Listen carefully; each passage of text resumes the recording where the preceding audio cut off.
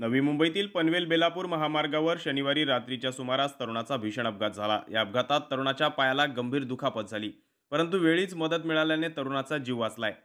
मुंबई येथील पनवेल बेलापूर महामार्गावरून वाशीच्या दिशेने जात असताना तरुणाची दुचाकी स्लिप झाल्याने भीषण अपघात झाला। घटनास्थळा शेजारून जात असताना झालेला अपघात बघून पत्रकार प्रज्ञा सिंग धावून गेल्या। यावेळी तरुणाला झालेली गंभीर दुखापत पाहता त्यांनी सरकारी हेल्पलाईनवर कॉल करून ॲम्ब्युलन्स बोलावण्याचा प्रयत्न केला, परंतु कोणतीही मदत न मिळाल्याने पत्रकार प्रज्ञा सिंग यांनी तात्काळ MGM रुग्णालय वाशी येथून तातडीने ॲम्ब्युलन्स बोलावून घेतली आणि दुचाकी चालक अपघातग्रस्त तरुणाला तात्काळ वाशीच्या MGM रुग्णालयामध्ये दाखल करण्यात आलं।